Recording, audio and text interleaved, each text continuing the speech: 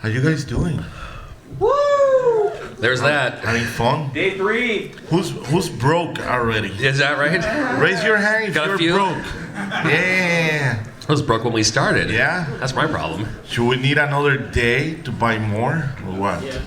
Yeah? 4 days? Could you imagine if the Portland Retro Gaming Expo was like a 4-day show? Thursday, Friday, Saturday, Sunday. It starts on. Yeah. You just got really serious all of a sudden here, Gabbo. Yeah. 10 days, 2 weekends.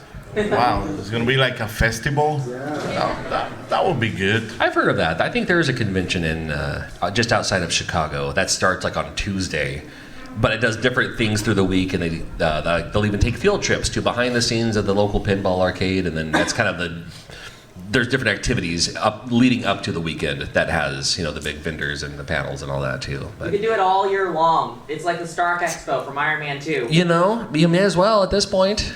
That'd be all right. Across the street, so total games, and it is like. That's it. Yeah. I don't work there, I promise. Well, thank you for being here. This is how to fail up at YouTube is kind of what we're talking about, because they needed a subject of a panel I haven't done before. There's like, well, come up with something new. It's like, well, I've done Q&As. Those are Q&As, right? I've hacked video games at these panels. I've done open heart surgery live on these panels, and I was like, what haven't I done? So a friend of mine and I was like, oh, hey, we started our YouTube channel, and then from there kind of grew other businesses. And then he couldn't make it all of a sudden. So in lieu of him, it took 2 people to replace his scrawniness. So that's fine by me. So my name is John Riggs, and I thank you for being here. If you're not familiar with who I am, I've been hosting a YouTube channel about retro gaming nostalgia for regularly probably about 7 or 8 years. I started my YouTube channel, funny enough, I started my YouTube channel as just a placeholder to put my game hacks as videos. It's like, here's what the gameplay looks like. If you want to buy one, it's on Etsy. Thinking nothing of it until I started like growing to a point where I was like, I don't want Nintendo finding out I'm actually doing this, so I should probably stop. And then kind of go from there. That's when I started doing the fixing games and started talking about some of the stuff I grew up with anyway. And we'll get into that here in just a moment too. But on top of myself, and it's like, oh, I'm going to have some friends on stage with me as well who are also growing their channels and starting to do other things, using YouTube to do other things outside of YouTube, but still have YouTube be the foundation. Well, go ahead and introduce yourself, and you can chat about it for a while. Hi, my name is Gabbo. You can find me on Pixel Game Squad and my cheaty channel, Gabbo the Giver. And that's it. That's not it. There's more than that. Well, my channel is about hunting Super NES games now. Hi, Fletcher. And having fun and coming to the events and just enjoying life, enjoying the journey. Love to hear it. Hello, my name is Ryan Strobel. I own Fire Nice Games. I am terrified to be up here, but it's all about filling up, so I can't wait to fill up here. Thank you. I appreciate you. But yeah, we own a beautiful store in Northern California. If you guys can get out there, Fire Nice Games, 7,000 square foot retro haven for a lot of people. Brings a lot of happiness. We actually have little shows in there, 30 to 40 tables, and there are our own events during regular hours and stuff like that. So we're bringing a lot to the community. I just started my YouTube channel, Fire Nice Games LLC. Once again, I want to suck like no other, but if you could help build me up and follow that, that'd be awesome. I recently just found the Sealed Stadium Events video that just came out, and then I acquired the gold NWC cart. So we're out. Our channel is about hunting grails and finding stuff and that kind of stuff. I think you could basically retire your channel because there's nothing else to build up to after you got the gold NWC card. There's nowhere else to go from there unless you get. I don't want to say something as morbid as like it's gonna be tough. The remains of some programmer or something. Actually, that's a good question. Yeah. What is your next target? I mean, keep adding value to the community. That's what it's about. I bought these pieces to bring to shows for people to talk about, take pictures with them. Because coming up very, very, very poor. When I first started, I didn't think I'd spend $500 on a video game. And now I have some of the craziest pieces. So I want people to be able to hold these things. I've already let people hold them and take pictures, and their hands are shaking, and that's how I was when I was doing this 10 years ago, and now it's starting to feel normal. But yeah, just add value to the community and let people enjoy it. He's getting there. It's nice to see, though, because again, I've been on YouTube for a while.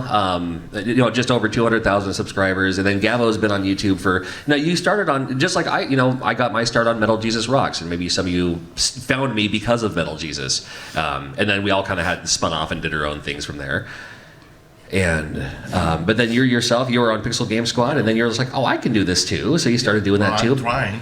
You're trying, but you're almost at 10K. Yeah. So that's a huge accomplishment. Thank you. Getting there. I feel blessed, So. Yeah, and after this panel, you'll have less. So that's Oh, of course. Yeah. and then just starting YouTube. Yeah. Because you've already established, you already have a game store, which Gabbo keeps talking about is the biggest game store in California. Appreciate you. Which is no small feat, and there's a whole lot of game stores in California. And again, I'm not so much I'm a visual thinker, but not by numbers. So like when I hear things like 70,000 square feet, I don't know how big that is. But when you say that you're hosting events that have 30 to 40 tables inside of the store, which means that you're also not clearing out shelves or anything like that. That sounds. I've been flown to conventions that have had less than that. Wow. So, that's not so bad. Do you know how many? Again, it's and at the end of the day, we can talk about that too. It's not about subscribers. Yeah. But do you know how many subscribers you have as of? Yeah, we put our first big video up about 2 weeks ago, and I'm proud of it. We're at over 1,000. I'm I think at like 1,150. Okay. That first video, and it's hard to get, I guess, in the algorithm and stuff like that. Yeah. But that first video has 33,000 views already for a long form video. I guess that's really good. No, that's very good. And then again, that's when it comes down to it's not about the subscriber, because sometimes people will watch, and if you look at your homepage on YouTube, more often than not, some of those videos that keep popping up, you're not subscribed to, but you saw something similar, and that's where you can use the algorithm to your advantage. So when you're looking at things, maybe they'll watch Pixel Game Squad, and then Gabbo's video will come up next. It's like, I didn't know he had his own channel. And that same thing happened to me when I was on Metal Jesus channel, and then they're like, oh wait, I just saw this guy, and that's kind of how they find you eventually. For sure. I think what's really special is so many people are mentors in this stuff. Like, you're a mentor for Gabbo. Gabbo's a mentor for me. Right. And like, he's pushing me to get uncomfortable to do this kind of stuff, because no matter what, it's going to add value to my brand, which is what I'm trying to do. To me, it's about my store, not so much about the channel, but I want to try to do well at everything I do. So I'll try to make the channel entertaining as best as I can. But I just love the mentorship I see all through the community. And the ones that succeed have a mentor or two in their life. They're not just doing it. So I think that's important. It is, yeah. I had a lot of help from Metal Jesus when I first started, and you can kind of pass the information along as well. And I've then taken like even YouTube courses or YouTube mentorships from. My main coach is a guy named Daryl Eves. I don't know if you know the name, but if you've seen the TV show The Chosen, the religious, it's about Jesus with personality. He's the executive producer of The Chosen, but he got his start because he was a YouTube guy doing offering YouTube mentorships to some of the biggest channels, including Mr. Beast. So it's like, well, I mean, if he's coached Mr. Beast in the past, can't be so bad. So then now, him and I are buddies, but he kind of showed me the whole algorithmic thing. But then to pass that along too, but one of the things that Daryl taught me was YouTube channels are fun. It lets me come out to conventions like this, but you ain't gonna get rich from AdSense. AdSense is there. You have, the ads that pop up, they're inevitable, they're annoying. We get that too, unless you have YouTube, like YouTube Premium. But there's other ways to make money outside of YouTube, and that's where the failing up can come into play, because like once you have a YouTube channel, then it'll let you to come out to events like this, or to come out to, or to start something different, or to make a product or build a brand or do something else, but still have YouTube be that foundation. So it's interesting because you already have a game store. Yes, sir. But then there's guys like Retro Rick. I don't know if you're familiar with Retro Rick at all. Great guy, family man. Just started doing kind of the buy, sell, trade thing on the side, and now he has a legit game store, and he's starting a game convention this year. Kind of if he didn't have his YouTube channel, I don't know if that would have been the case. But you're going the other direction here. You're failing down. This is you already have an established game store, and now you're going to start a YouTube channel. I appreciate that. But we've seen that before too, and he's here too. Double Jump Games. Coop. I've known Coop for years because we've always had booths at the same kind of swap meets conventions. He's seen me lose less and less of my hair. I've seen him grow more and more of his beard. Yeah, and super cool guy. But he started to make his YouTube channel kind of based on his game store and give it a personality. And now people are flying in from all over just to go to his store. And I've seen people at conventions on the East Coast wearing Double Jump Games shirts because they watch the channel and they're like, oh, I can't wait to visit the store. Or people who know Kelsey because of Pink Gorilla. It gets that super potato feel from Japan. And you can do that too. Yeah. That's now you beautiful. have Gabbo. You always have interesting stuff going on. Who's rhetoric? We love Rick. Yeah, he's a nice guy. Yeah. What's going on in your life, Gabbo? Busy as always, too much work, enjoying life, enjoying this. Yeah. This is what I love to do, to come to the events. I love Portland. This is one of my favorite events, expos, and I will say I'm gonna hit 250 Super NES games. So I'm filling that hole little by little. So. That sounds interesting. Okay. I mean the Super NES hole. Yeah. The Super NES whole collection, that's how I call it. So Now you did this with the NES. Yeah. Yeah, you started with your NES whole collection. Intentionally spelled HOLE, which I think is hilarious. It's not a language barrier or anything like that. But what then a lot of people don't know is they see you build and build and build it, but then they don't know what happens to it afterwards. It's not like you're holding on to them or anything. no, I make it public, I'm not hiding it. I'm selling the 75% of the collection. I'm selling that because of course I need the money to buy Super NES. Right. Yeah. I mean, I'm not rich, so. And also the space. And with that money, I'm been going crazy buying Super NES bangers, so. With Super NES, I think when it's done, I think I'm gonna keep at least 50 or 75% because I got more nostalgia, more love for the Super NES than the NES, so. I love NES, don't get me wrong, so. Yeah, but you're using your videos that you're filming on YouTube and you document it too, which is half the fun. You document it, you find it, you do the thing, you have it, and then you start selling the collection. Well, that's part of the journey. It's the journey, but then you're using that money to fund now your next series of videos. So it's not like. And that's the thing with YouTube is again to build a YouTube channel, you're almost interning for yourself. You're filming yourself. You are using your own money to get the supplies and gear and equipment. And when I started making my own video games, I used a $6 Walmart soldering iron for years until I finally upgraded to a quality soldering iron. So in lieu of using your own money, the money you already have, you're selling the games, and you're using those funds. So it's not like you're working your full-time job, and we all have full-time jobs too. And Ryan's full-time job I think is the store at this point. Yeah, More than full-time. it's more than that. It's he quit his 9 to 5 to work for himself 24/7. Yeah. I don't know. That's the. At least it's a passion. At least, thank God it's a passion. It's so much fun, man. Yeah. It's actually, thanks to you guys, I complete the NES hole. Right. Yeah, especially Ryan. I bought a lot of games from him. Yeah. Good deals. You bring me some heat too, so. And Game Tower gave you heck of games. Game At Tower. least the best. Tower. Nah. Yeah. Yeah, right over Game there. Tower in the house. Yeah. Yep. Got Elliot One of the over best here. out there. Also another great YouTube channel. My boys, the Game Boys. Yep. I smell Californian people, Mr. Fletcher.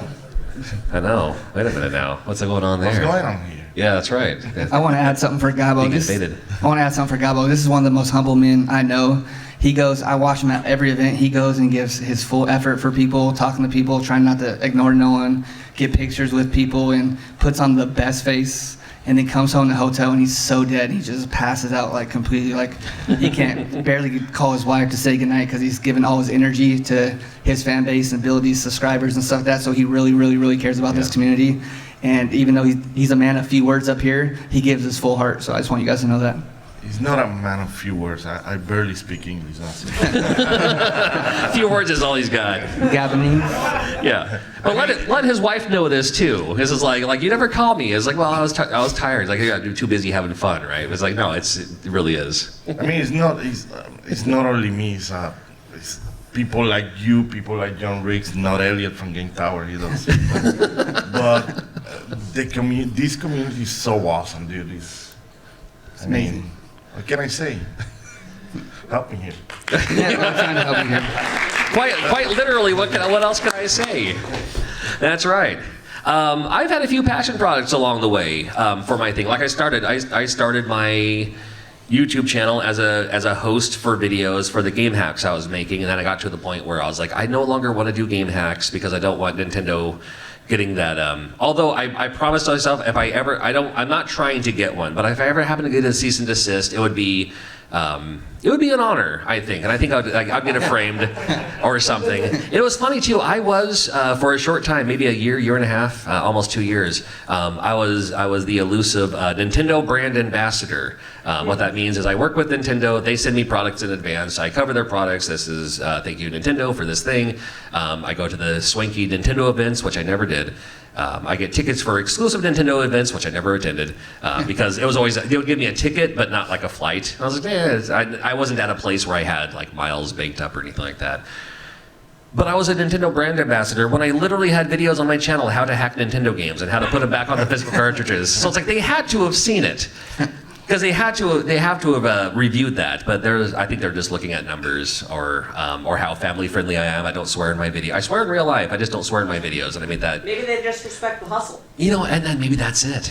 Or maybe it could turn into like, oh, you can do this, cool. Maybe we'll hire you. That also never happened. But I was able to get some fun stuff with that.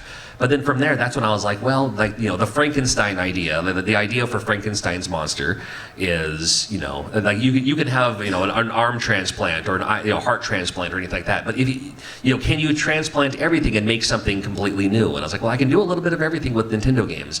Maybe I can just make my own homebrew Nintendo game. That's when I started doing that too, which wouldn't have happened if I didn't have a YouTube channel in the first place. And then even networking from there with other people who have made Nintendo games in the past, like the NES Maker community, like Mega Cat Studios, like Broke Studios. You build these connections as well, going to these video game expos, and that's also half the fun is, you can show up and you don't have to buy any game. I mean, I don't want to leave empty-handed at the end of the day, but you can make these connections and find out who else is doing what. Whatever your passion project happens to be, you do not need to. I kind of said in the past, like I had a friend of mine, Brandon. He was a chef, friend of mine when I lived in Casper, and I was like, man, I'd love to learn how to work in a kitchen, but I don't know how to bake very well. I'm terrible with like the alchemy of measuring specifically and all that. And he was the one who was just like, oh, you don't have to know how to bake or cook to be a chef. You can make the best sauces, but you'll always have a team in the kitchen. Because there will be somebody who's like the best cook in the world, but he doesn't know how to make sauces. So if you know how to do something along the way, you can start doing that. And that's where you can kind of network around. And it's like, yeah, I have a game now. And they'll say, oh, this is your game? And I always feel bad. It's like, well, it's not. Yeah, my name's on it. It's not my game. I didn't do the coding. I wasn't the music composer and stuff like that too. And one of our friends is here this weekend who. I mean, he loves doing music for video games, which is perfect because there's people who don't know how to do music for video games. Cool.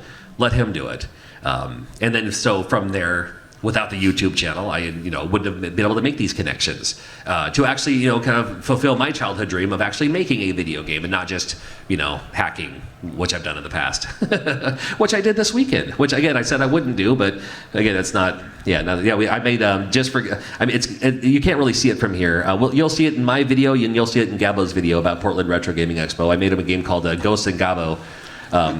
He loved ghosts and goblins, so I was like, you know what, just for you, I'll pull out the old tools, and thank you for making a dream come true. Yeah, so what a guy, making this guy's dream come true. Ghosts and Gabbo. Yeah, I heard there's an upgrade coming. He will be naked in the second one, or yeah, the collector edition. Yeah, the expanded edition might be that one. Yeah, one of the hacks I made on that one is like when you lose your armor, he's still wearing clothing underneath because no one wants to see him in his chonies, right? He's just, but yeah, the other one, I mean, yeah, and anybody can do that. And again, if you want to make your own hacks, I still have videos on my channel. They're probably 8 years old now, but yeah, you can do that and then put it back onto a cart or something like that. But what's coming up next for Ryan here for his channel here? So you already have this established game store, 7,000 square feet, which is huge. I mean, I think my first like 2-bedroom apartment wasn't even that big. So I think it's bigger than this room. Yeah, a little bigger than this. This room is big. I was gonna say, yeah, this is gigantic here. So imagine a room this size. It's a video game Definitely store. Yeah. Both. That's plenty big. Yeah. But like, do you have things in mind for your YouTube channel? Are you using? And that's another thing too. That you don't have to use a YouTube channel to be.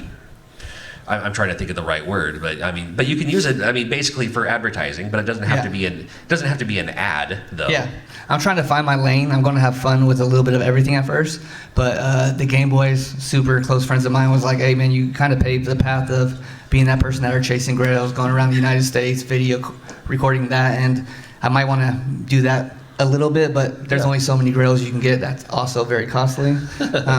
But the main thing is honestly just bringing brand awareness to what I'm doing. I have my own retro game show coming up in July of 2025. It's going to be roughly the size of like SoCal, 200 to 250 tables, booths. Nice. Yeah, we're excited for that. We're going to start announcing some of the launches and all that kind of stuff and guests, and we're going to get that on the road soon. I also got my second store coming up in February, so I'm doing permitting and doing all that kind of stuff, and my plate is super full, and honestly, I didn't understand how much a camera's in your face all the time when you're trying to do this, and it's not very comfortable when you're not used to it. So trying not to be cranky and like, hey, get that out of my face, dude. Like, I'm good. Like I said enough. So if we have to see your face, everyone else has to see your face too. You gotta get used to your own face and your own voice. They said give it a few months and I'll get more used to it. But right. I'm a grinder. This is what I do. Unfortunately, I don't know how to be content. Like I always want to do better. I want to do better. I want to raise the bar. I want to help the community raise the bar. People say like, oh, digital's coming and it's going to die. Why is it going to die? It's up to us, all of us, to make it live on to our kids, to their friends, introducing. So we have that obligation to make it live on. So if it fails, to me, it's really on us. Yeah. We have 50 years of console gaming in the past. So even if like next year they announce all consoles going to be all digital, there'll always be a thing to collect, an event to go to. There's no lack of that, and then we're kind of heading that direction, and that's fine. That's just the way of the world here. Or there'll be people like Evercade who will always have like, hey, here's Evercade, and it's still a physical thing to collect for, which is great. Yeah. Second store, same town, nearby town? No, about 15 miles away. It's a very how would you say? There's a lot of people there. So even though it's 15 minutes away, I think it's going to do well. It's one of the busiest streets in Northern California. We have a Chuck E. Cheese in the same parking lot, which I think that will help. Really, if anyone's trying to open a game store, I think it's very important who your neighbors are. Like a lot of people, it's expensive to get going and it's scary and daunting. But a lot of times, retro stores will open in a place where they could afford it and then get the biggest space for the best bang for their buck. But then you become just a destination spot, and it's hard to get the walk-in traffic. So, like we're located in between a Hobby Lobby and a Dollar Tree. We pay so much in rent, but we get moms in there for 2 hours in Hobby Lobby. Dad and kids want to come over. We get the people from the Dollar Tree before the movie starts to get all their candy and spend it. So we get so much random walk-in traffic that you wouldn't really get for a destination spot. So, yeah. So that my new spot has a Chuck E. Cheese. We have Texas Roadhouse, Buffalo Wild Wings, Red Lobster, and Fire and Ice is right in the middle of it, with GameStop across the street for anything that they don't take, and then the Chuck E. Cheese. So I really believe in location. Yeah, right. And I could see you guys being the Krusty Krab, while GameStop is the chum bucket. There we go. Over there, and have the. They already send everything to us in the first place, but now they're starting to do the retro thing. But a lot of people know they're pretty late to the game on that. Right. So there's. Who has a better dumpster to dive? You or GameStop? I think Gabbo's house. Is that? Are you saying Gabbo's house is the dumpster? Is that what you're saying? No. I wish I have a house. Gabbo's welcome at everyone's home, I'm sure. So That's right. How big is gonna be the new store? it's about half the size, about 3,800 square foot. I'm never going to have another store bigger. If I can cut my store about 2,000 feet off, to me that would be the perfect size. But now that we have the game shows and everything we're doing, we make such good use in our store. When you go in there, a lot of people say it's not retail and it's experience. You come in, the first thing you see is a one-of-one wax museum Mario, one of the rarest video game statues in the world. And he's welcoming everyone on a big old platform that's like 9.5 feet in the air, like the brick question mark platform. And we have a 10-foot Blockbuster sign that looks like it's a 2-foot sign because our store's so big. And those were the Blockbuster signs that were on the outside of the building. So everything in there is meant, like, it's for an experience. So that's why I'm trying to create an experience. Why this other store will be a little experience, but more on the retail side. If that makes sense. One of the nice things about, like, when you live in a town and you see, like, especially in the 90s, when you're seeing the Blockbuster being built and you see the sign, you get the anticipation. Thanks to YouTube now, though, we can see the development of the new store being built. And is that going to be something on your channel there? The kind of the progress and the camera in my face and behind the me trials and tribulations. Yeah. Something's going to happen. Something's going to fail, and that's all storytelling right there. Yeah. So we're definitely going to do that. You might see me too much if you subscribe. But yeah. And when this new store open, if you show proof that you was in this panel, he's gonna give you a 50% off. Is that? I don't know about that. Oh, actually, I want to say about giving back. I really believe in like giving back, and people that helped you get to where you are, you should pay your respects and like give them love. And I don't know anyone who's ever done this, but when I had my new store, the first thing I told Gabbo and my boy Topher, who's been there with me through this journey, is like, hey man, I love you guys, and I want you guys to get as most exposure as you can get. And my new store has big old 9-foot tall windows, and there's a ton of huge windows. And I want lifestyle pictures on there, so I want to have Gabbo's big old head on there doing something on there. I want to have my boy Topher on there. That way it's a walk by billboard or drive by billboard for as long as I'm in business. I want to have this man The missing persons on my billboard. window. So There's so many accidents, man. hope you people don't like draw a mustache on you or anything like that. But He already has a mustache. oh, that's true. I'm stupid. Good call. Or bunny ears. There we go. Good call on the mustache. That's amazing. A better dude. mustache. Thank you. Yeah. That's great. Yeah. Well, that's good, and then people will see that from YouTube, and then see that, and maybe they'll even come in. You start getting to the point like a Pink Gorilla or a Double Jump, where it becomes I know it, right? Only if they have the fresh cookies. You'll have people coming in, just because they saw it on YouTube and stuff like that too, and. And then Gabbo, what about you? Because you came here, you started out on YouTube. You were a fan of Retro Liberty. Tell you how long ago that was. Yeah. And then you kind of got suckered in. I don't know how did you get pulled into Pixel Game Squad, and then you built your own channel from nothing to where you are here now. It's a long story with Retro Liberty. I got the chance to meet Riff, and we became friends. And yeah, in about the first time we go out, I can say like that. Sure. It was E3. You remember when I was there at first E3. met? Yeah, that's right. And then they invited me to go and hunt in Fry's, and then to SWAT meet, and that's it.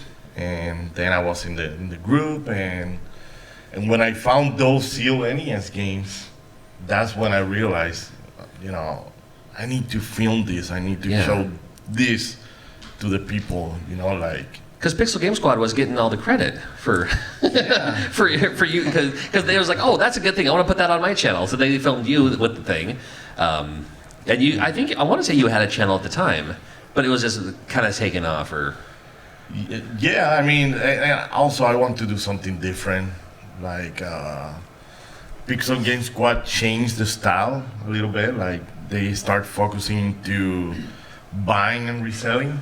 right. And I want to go the other way, like doing full collections and focusing into collecting for one console. That's it. The rest is history.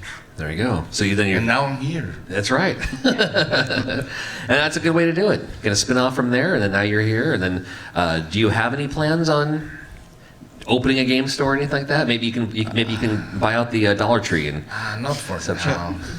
My future plan is finish Super NES, and I start Game Boy, and after that probably I'm gonna do Genesis.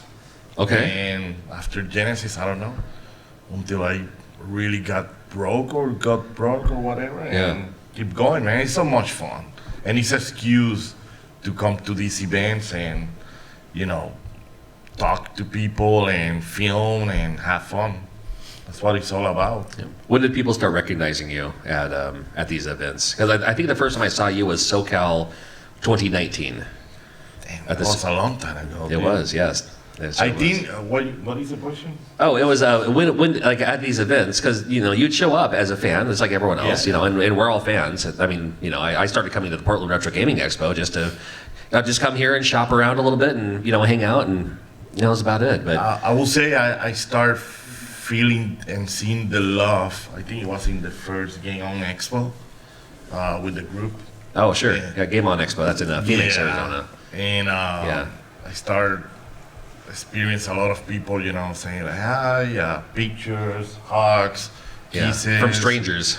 Nah, I mean, I don't like to say fans or strangers, or I say friends, man. Like, followers, like part of the group. I think it's a big community and everybody's in. I don't believe in fans and all that, so Yeah, it's just fun, man. It's awesome. good deal. I'm gonna cry. I am, yeah. I'm gonna cry because I had a question lined up and I forgot what it was.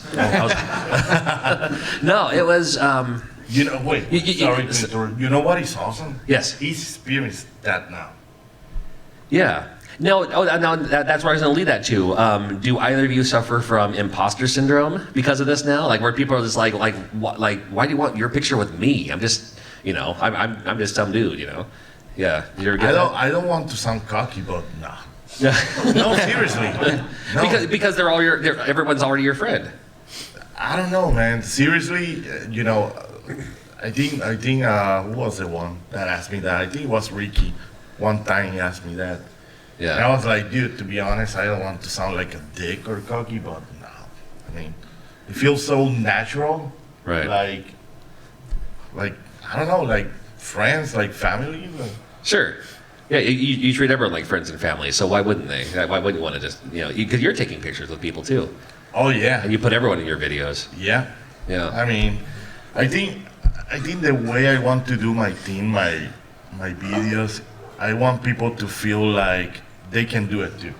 Yes. If somebody like me that barely speak English can do a video and hang out with famous and rich people like you, and Metal Jesus and all of that, everybody can do it, Sure. Because I was there too. Right. So, and at the end of the day, we're all the same, So, Yeah. We're all just fans. We're all just here for video games. That's what it's all about. But I'm the best on Street Fighter, so I just that is a true statement. I remember that one time at his name was a NES Addict house. Oh, yeah. We went there. It was like, oh, let's play Street Fighter 2. And I thought I was pretty good at Street Fighter 2. I mean, it was the Super Nintendo version, which to me, I know it came from the arcade version, but to me, because I played it so much, the Super Nintendo version is like the ultimate version of Street Fighter 2. That's the one. The Street Fighter 2 to me is that Super Nintendo version, and I'm pretty good at it. But man, I couldn't hold my own against Gabbo. I came close once with E Honda, I think, but yeah, I couldn't do it. So we're going to challenge Gabbo here at Street Fighter 2. That's a $5 cover to get in, and maybe winner gets the jackpot or something. We'll kind of come up with something on a future Actually, edition. I got an awesome story. Okay. I don't know why Rifo didn't film it. The first time I was here with him. Because he's too busy filming with all the bigger celebrities, Yeah. YouTube people. He doesn't want to film with the common folk. Famous. That's right. So anyway, Nothing like that. the first time we did this one, I think it was his last time here in Portland. So it was only he and me. I think it was a Saturday. He started everybody that stopped to say hi and and hang out. He was saying like at 7 p.m. go to the arcades, and if you beat Gabbo, he's gonna give you like $10. And I swear, dude, I beat like 25 to 30 people that night. Right. Oh, you was there, right? I was there. You bet. You was one I remember. You was one of the victims. Yeah, I was a victim for sure. I even spammed with Ken. I still couldn't get past you. So Oh, it's fun, dude. It's so Yeah. much fun. it's all fun. And it gives them a great story too, because they're like, oh, I got to play Street Fighter 2 with the amazing Gabbo. Nah, nothing like that. No. What? Who's your fighter? Ryu. Ryu? Sure. Yeah, you got it right. Ryan is only for the Street Fighter movie. Okay. Yeah, that's right. Yeah, that guy. That guy. Yeah. But The this, Duken guy. Yeah. the same question you asked Gabbo, Yeah. I'm kind of new to this whole thing. This is the first time I ever had people ask for some autographs today, or yesterday. Oh, today. at this convention this weekend. Yeah, only 4 of them, but it's still cool. Like, it's very humbling. Like, to me, it's like, what? Like, who, me? Like, Right. Exactly. to me, I'm like everyone out here. I come from that vendor life. I don't have what I have if I didn't start from doing as a vendor. So to me, it's just humbling. I get kind of emotional. I don't know, maybe it's because I was raised by women, but it's just very touching and stuff like that. I've seen a couple customers all the way 9 hours away that's wearing Fire and Ice gear up here, walking around, and I'm like, wow, our brand is actually traveling and it is getting out there. So it's fun. It's weird at first, but it's more just humbling and touching, honestly. Famous. No. Yeah. Anything can happen, and again, it all starts with the good news with having a YouTube channel is it's free. Anybody can do it. We all start with 0 subscribers, and you can build content however you want to build content. Like like I talk about games I grew up with, whatever. You can do the hunting style videos. A lot of people did that too. Dating back to the Game Chasers and which is great too. And sometimes even you feel like. I always feel bad for the people who they almost feel like they have to buy a lot of stuff, and that's how they're going to be known is for the stuff they have, and not for them or their personality or Only for footage. yeah, like for the sake of footage. Yeah, and then it's like. But then how can you grow from there? I mean, when you're spending all your money, and you're certainly not going to make money from YouTube either. Again, which is why I started making my own video games. It's like, I can sell those at conventions, bring those too. And that's the nice thing too is if I'm making my own products, like my video games, like I make custom air fresheners just for fun. I am my own video sponsor, so I don't have to. I decline probably 99% of people who email me saying, "Hey, do you want to sponsor this video and talk about this app or talk about this game or something like that?" I decline 99% of them because the good news is I can make my own stuff and then promote that, and then I am my own sponsor. So it's great. I can talk about someone else's game, or I can talk about my own game, and then sell my own game. Yay, that works. I'll take that. I'll take that all day long. So that's one way I can. I've certainly failed up, and the other one is. I just started, I've always been a huge wrestling fan my whole life. And I just started wrestling training because of my YouTube channel where I went to a local wrestling promotion near where I live. The head booker there, he's a buddy of mine, and he was like, "Oh, our new ring announcer also has a YouTube channel, and you have a YouTube channel. We should have like this YouTube channel versus this other YouTube channel." And I was like, "You understand? I'm in my 40s now, right? Like I'm the age where most wrestlers are retiring." But he was like, "No. I didn't know he was a coach. But he's like, "No, I'll coach you. I'll train you.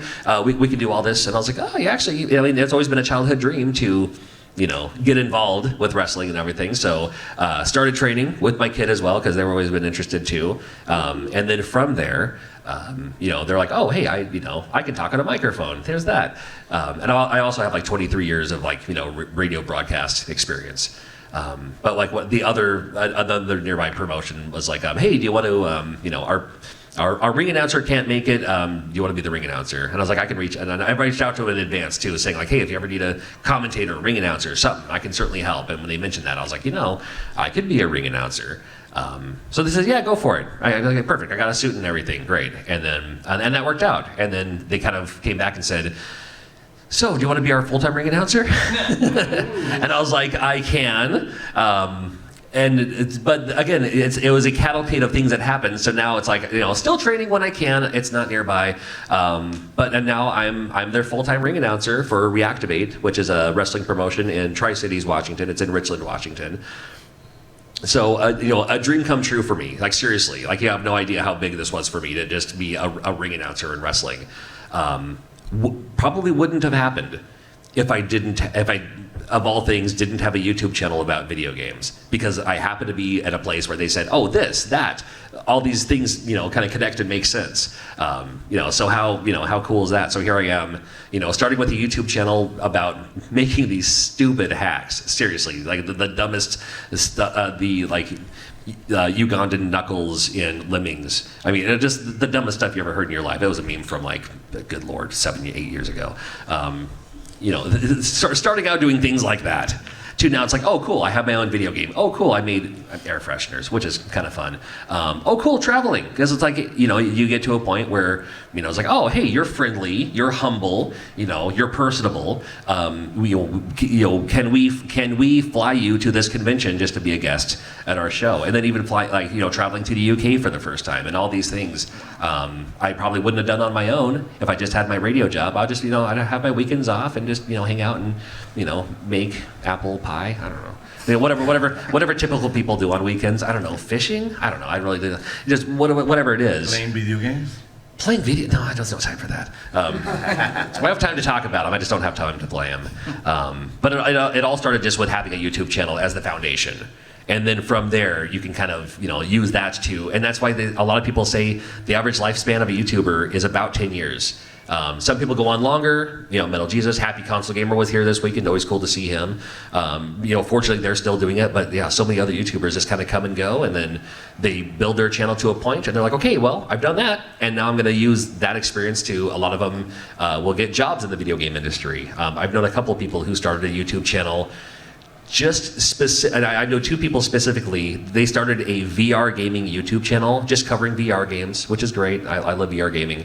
To basically use as a resume to get a job in the VR gaming industry, and it worked, and it's great. And now they're very successful careers in the actual video game industry, the thing they're talking about. But that's how they kind of started their YouTube channel, was for that to be the door that opens, and there they are. You can use that. You can use your YouTube channel for that too. And Gabbo's going to use his YouTube channel to buy video games, apparently. That's true. Yeah, but with the games you bought from the series you did, which is already done, it's already been cataloged, and it's already out there. But then, again, you're out there, you're buying games on people's shelves, which is, helping these people who bought these tables to, sometimes they use the money to fix their house or give their kids braces or whatever. It's a circle. That's the economic circle, but you're not using money from your full-time job. Sometimes. But from the NES games you're selling, again, it's funding. It's the hobby that pays for itself. It's funding the process here. And then Ryan's kind of going at it a backwards way here, but that's whatever works. But it's coming through though. It's funneling through. Yeah, are you talking about you talking about YouTube? Yes. Yeah, I mean, I'm so brand new. I can't. I'm going to trip. I know I'm going to trip quite a few times. Like I'm tripping on the mic right now. Yeah, and, we always do. Yeah. No, not trip on the mic, but I mean, yeah, trip with YouTube. Yeah, so I haven't had it yet. I haven't had the chance. I'm not long enough to have the trolls. Haven't been long enough to deal with some of the negative side of it. I know it's coming and stuff like that. I've heard it from other people. I've heard people talk about it. And that's the reason why I never even really wanted to do it, but I knew I had to do it to build brand awareness, even though we're doing very well. If I want to make it bigger and, really get this brand, making another store and another store, I need to be on socials. But the way I do it is more having my team on there too. I have a bunch of hams that just love being on the camera at my store and stuff like that. So they're helping me get more confidence to be on there. And yeah, I haven't tripped yet, but I know it's coming, and it's okay. I tell everyone I've never been so excited to suck at something, because most things that we do in life is things we're comfortable with, things we know we'll do well in, and I know this is something that I'm starting as a level 1. If I ever get to a level 4 or 5 with this thing, I know I did something right because it brought brand awareness. Yep. Trolls are inevitable. Trolls are always like the good signs. Like you're doing something right. If you're doing something for somebody to complain about something, I love trolls. You love? I know you do. I love it. Yeah, they're family to you. I'm so proud of this guy because when we first started hanging out, he didn't even want to be on camera, dude. Yeah. He was so shy, and I was like, "Come on, dude." Yeah. It's That was, exciting. that was a full superstar. Yeah, look at him now. That's right. Hey, man. That's what it all comes down to. All right. We are just about done. Is there any questions we can answer quickly? There's a few. Let's go. You know what? We'll do these three in. I saw Cheeto do that, so we'll go this way, this way, this way. Cheeto! It'll be like the knight in chess here. We'll go this way, this way, this way. Okay, go for it. Let's say you got a YouTube channel that's just, you upload, footage of yourself playing games. Then you start in on a passion venture, you want to document, like you were talking about. Sure. I'm just talking. On top, bolt to the old channel or start a new channel? What's your call on that? Are they both video game based? Yeah. I'd probably do it on your current channel too. In the world of YouTube, sometimes they call them buckets, where again my channel started as a placeholder for videos, and then I started doing like, here's how to hack video games, here's how to put hacked video games onto cartridges, here's how to make your own repros, things like that.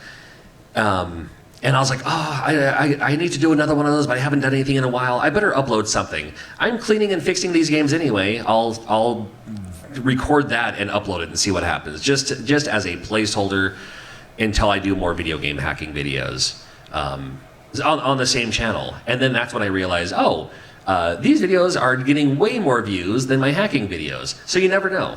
So you can still do both, and both of them might even have a new audience. Like I have one. It's funny because a lot of people come up to me and they say, "Oh, I like it when you fix broken video games." If I look at the analytics, those videos perform the least on my channel, but I still do them because I have a loyal audience, and that loyal audience is more apt to buy your shirt, buy your hat.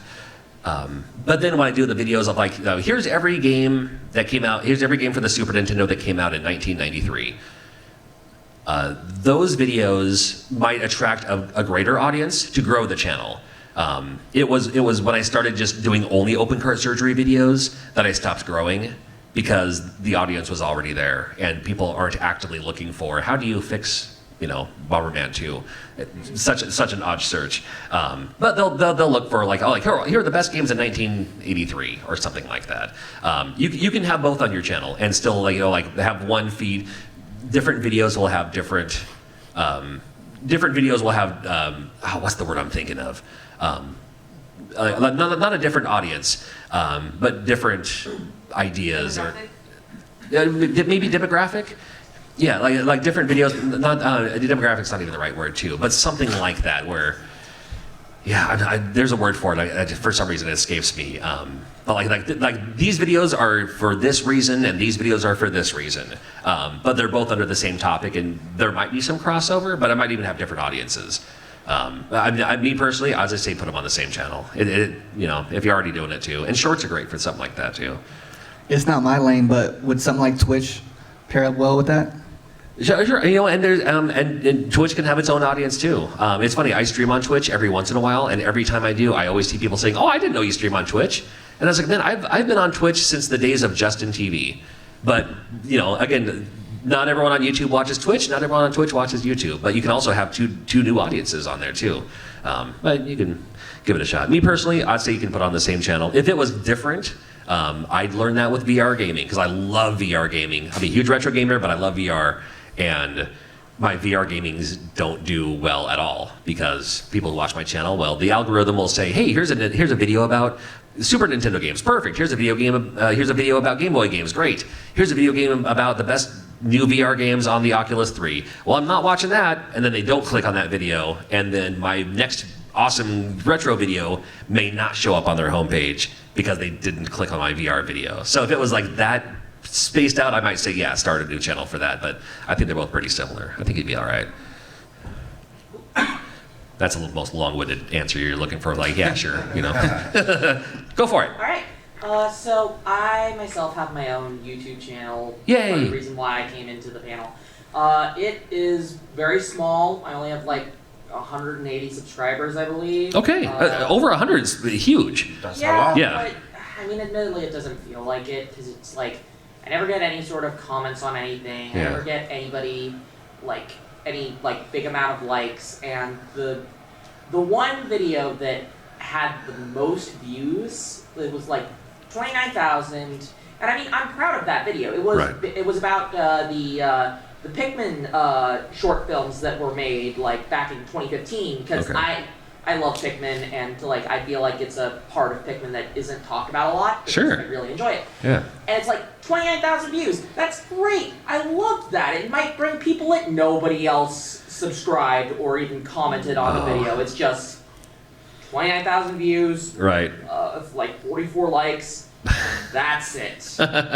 And I will admit there are times where I get discouraged about my YouTube channel. It's like, do people actually care what I think? And like, I guess my question kind of comes out to be like, how do you keep yourself from getting discouraged when it seems like nobody wants to give you the time of day? Oh, sure. That's a very good question. Yeah, just how do you get discouraged when you're doing all these videos, great videos, you know they're awesome, you know they're amazing, and then like, yeah, you're not getting likes, you're not getting comments, you're not getting noticed.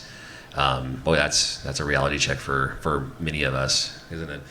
I feel like I'm a numbers person. I counted 37 people in this room right now. You said 180 people. If you fill this room up, it's probably close to 180 people. If that many people are watching you and caring what you're doing, that's pretty special. Like, don't look at it. Don't compare yourself to anybody. That's the biggest thing I see people do in every industry is they want to compare themselves to the next person. Compare yourself to last year, last month, last week. Like, keep that positive mindset because that'll come through your channel, I think, as well. So surround yourself, get a couple mentors, like I was saying, get a couple people that bring a light to your life and let that help. That's my suggestion. What's your typical content?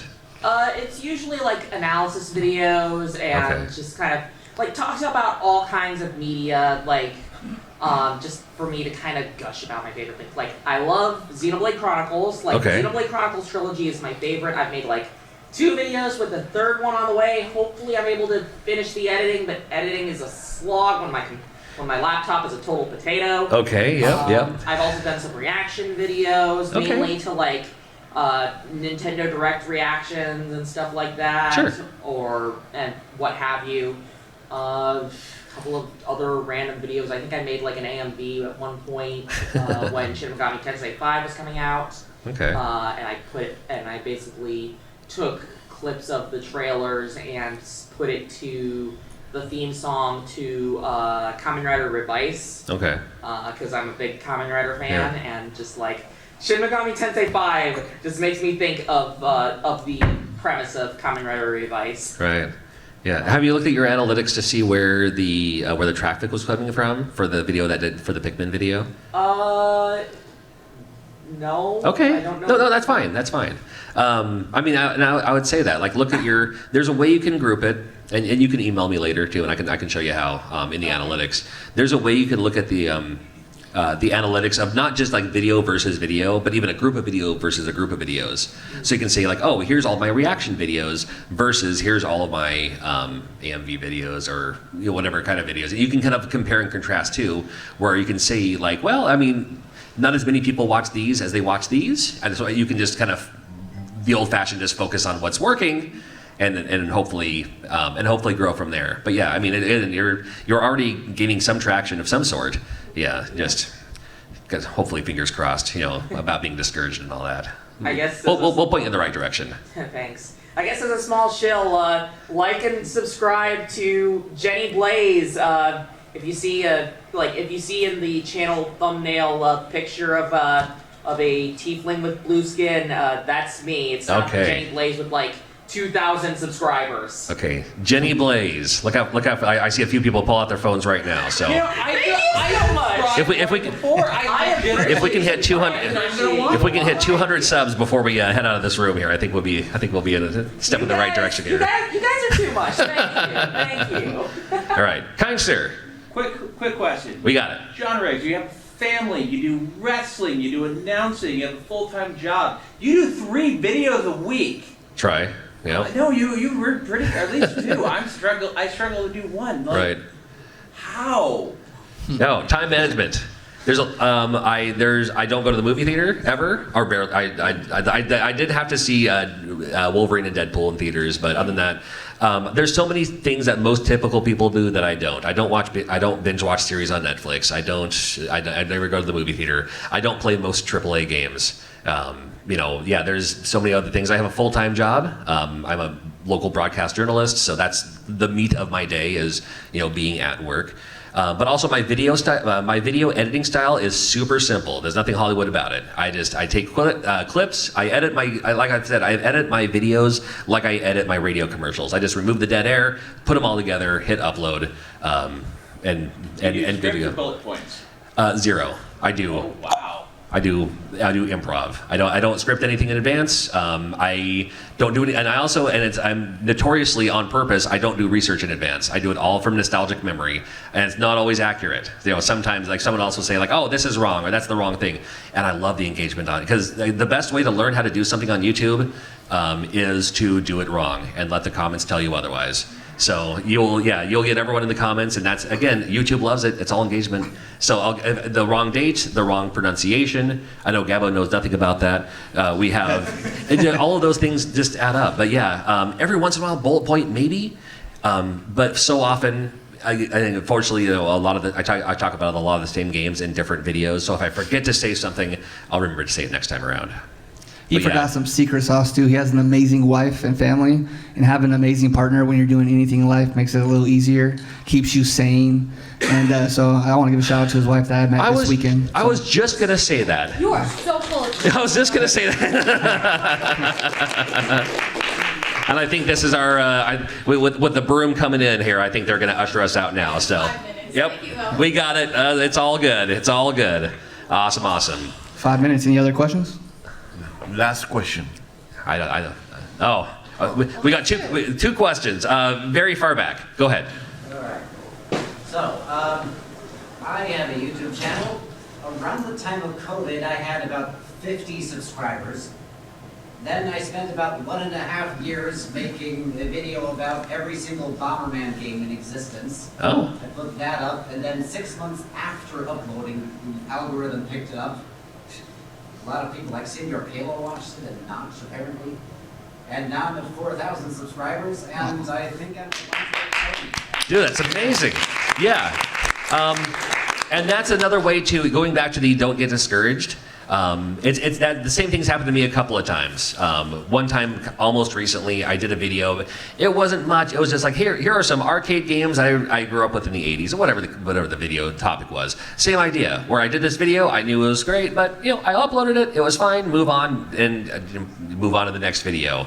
And did zero promotion on it, but for some reason, people started, all of a sudden, this overnight, it just had that kind of, that rocket ship approach where these things happen. So even though, with your videos, even though someone's not watching it the day you hit upload, it may be picked up later on, or, especially with Pikmin, something like that. This is a true story. I won't say any numbers, but I have a friend of mine who does, it's funny, he was the other ring announcer. We talk about the wrestling thing. The other ring announcer's YouTube channel, it's nothing but Fallout content. And great channel, he has 250,000 subscribers. He just talks about Fallout. Hey, here's a hidden gem place, you can go in Fallout, whatever it is. It's all Fallout stuff. It did okay until the TV show came out, and then it blew up. Oh. And yeah, it was very, very good for, again, but the whole series all at once. So all of his videos did amazing, and then it kind of crashed and came back to being a midpoint again. But when when the next season comes out, I promise it'll do the same thing. So not that you can expect those things, as he's always had a Fallout channel. But don't delete a video just because it didn't do well, because it may in the future. And it's always content as well too. Yeah, YouTube loves that. So what you're saying is when the next Xenoblade game gets When the next Xenoblade comes out, when the next Pikmin game comes out, absolutely. Absolutely. Yeah, and you can get the early jump on that too, where you can have a little retrospect or something building into the new one too. I mean, admittedly, I did make the Pikmin short films video because of Pikmin 4. As you should. Why wouldn't you? Absolutely. Yeah, a new movie comes out, something like that. Absolutely. Okay, and then one more right here. I'm also a radio broadcaster, I think 28 years. I can tell. Oh my goodness, look at this smooth guy here. Well, that's your channel, but I came to it late, so I only recently heard an old video, heard you say you're a radio broadcaster. Right. I heard you say it today.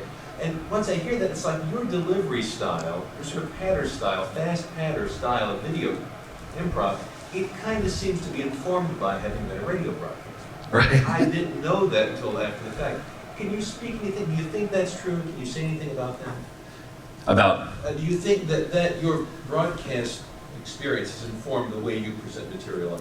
I think it does. Absolutely, it does. Because that's what I've known as far as speaking into a microphone. For the last 23 years, or doing radio interviews on the spot. Going backstage to concerts and talking to people. A lot of my YouTube presentation is the same things I've learned in radio. When I'm on, I don't say, hey, everyone out there in YouTube land, because people who listen to the radio, it's one person at a time, right? And you want to give them your full attention. So that's why, I don't say, hey, how's everyone feeling? I ask, how are you feeling? You got John Riggs here. That's a crutch. And that's also a crutch is a radio term. So I think absolutely there's a whole lot of crossover between radio broadcasting and YouTube, both very similar. When I'm on the radio, I'm in a broom closet speaking to literally no one. When I'm doing YouTube, I have a microphone in front of my face. When I'm doing YouTube, I have a camera in front of my face, speaking to literally no one except for my kind of fictional person on the other side of the screen. So yeah, there is then that now will be another panel for another time, I'm sure, it's so similar it hurts. As a retro gaming YouTuber, you're the only guy that has a rhythm and a fluidity like a disc jockey would have. And I've noticed it, but I didn't know that that's probably where it came from. Oh, 100%. It's a neat thing on the ear, I think. Yeah. Well, and people will say wow, you have as soon as they hear I'm in radio, they're like, oh, of course you're in radio. You have a voice for radio. It's like, well, it's the same voice I've had since I was 13, right? But it's also, it's because they know I'm in radio. If I was a politician, they're like, oh, of course you're a politician. You sound like a politician. And I was like, do I? No, you're just saying that because of that case. But there was a lot of similarity just being in radio for so long, doing morning show, and I've done every shift imaginable. I started doing live overnights on a rock station, but I've done morning CHR. I've done I would fill in for our news guy when he was out skiing somewhere. It's like, hey, I'm John Riggs, and here's the top headlines, whatever. It all comes in the same play. But instead of presenting what cat is up a tree in my small town, I'm talking about what cool games are up a tree. I don't know. Something like that. And on that note, Ryan, where can people find you? On YouTube. YouTube, oh yeah, it's hard, I'm sorry. fire.and.ice.games. And it's a whole lot of dots. Oh, I just lied to you. That's Instagram. YouTube is Fire Nice Games LLC, a little easier. So yeah, please find me. Yeah, Fire Nice LLC. Gabbo. Gabbo the Giver in YouTube, and also Pixel Game Squad. Oh, yeah, give a shout out to Pixel Game Squad, are you? Well, Gabbo the Giver. There you go. Yeah, that's right. Those right guys answer. Sucks. Right. Well, I don't know about that. And my name is John Riggs. I'm so creative in my expertise that my YouTube channel is also named John Riggs. I did go through a couple of changes. For a while there, my YouTube channel was like, oh, I'll talk about video games and breakfast cereal. But again, no one was clicking on the breakfast cereal videos. So I was like, you know what? I'll include breakfast cereal as a passion in my gaming videos. So no, just look me up on John Riggs. I'm on YouTube. John Blue Riggs on social media. It's just my first name. The color of my hair used to be 20 years ago, and my last name. So. Very cool. And thank you for attending, and thank you for being the Portland Retro Gaming Expo. I think they're closing now. You guys rule. You're the best. Hang on. Let's go. Thank you for watching. Please like and subscribe, and here are a few more videos for you to check out.